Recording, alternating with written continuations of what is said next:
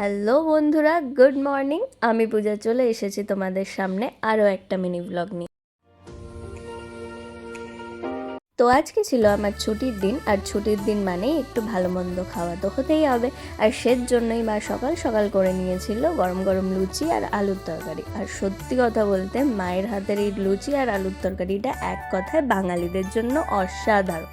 আর এরপরে আমি চলে গেছিলাম ছাদে। আমাদের নতুন বাড়িতে ছাদে সেন্টারিংয়ের কাজ হচ্ছে, তো ভাবলাম তোমাদের সাথেও একটু শেয়ার করে দিই। আর এসবের মাঝেই হয়ে গেছিলো লাঞ্চ টাইম। আর আজকের লাঞ্চ মেনুতে ছিল অনেক ভালো ভালো খাবার। তো প্রথমেই আমি এখানে একটু আলু সিদ্ধ মাখা দিয়ে খেয়ে নিলাম। আর তারপরেই মা আজকে করেছিল শুটকি মাছের ভর্তা। তোমরা কারা কারা শুটকি মাছ খাও আমাকে কিন্তু অবশ্যই জানিও। জানি অনেকে ভালোবাসো না, কিন্তু আমার সত্যি বলতে ভালো লাগে। আর এরপরেই ছিল পটল সর্ষে পোস্ত। আর মায়ের হাতের এই পটলের রেসিপিটা আমার পার্সোনালি খুব ফেভারিট। যখনই খাই তখনই খুব ভালো লাগে খেতে। তো এখানে সেটা দিয়েও একটু খেয়ে নিলাম। আরে দাঁড়াও, মেনু এখনও শেষ হয়নি। আর আজকে সত্যি কথা বলতে এত ভালো ভালো পদ রান্না করেছিল মা যে আমাকে আরও একবার ভাত নিতেই হলো। আর এরপরই মা পাটে দিয়ে দিল আমাকে ডিমের কালিয়া।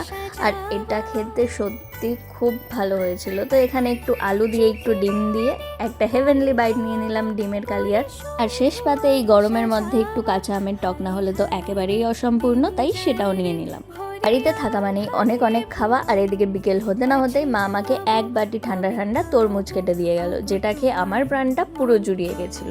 এখানে আমি নিয়ে নিয়েছিলাম একটা গল্পের বই। আর ছুটির দিনে ভূতের গল্প পড়তে আমার তো স্পেশালি খুব ভালো লাগে। তো এখানে আমি নিজের মন পছন্দ মতো একটা ভূতের গল্প খুলে নিয়েছিলাম পড়ার জন্য।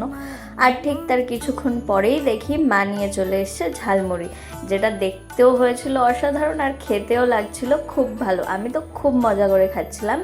তো এইভাবেই আজকে সারাদিনটা আমার কেটে গেল। তো এখন পালা ব্লগটা শেষ করার। আর তোমাদের কেমন লাগলো অবশ্যই কমেন্টে জানিও। ভালো লাগলে একটা লাইক করে দিও। তো আজকের মতো টাটা।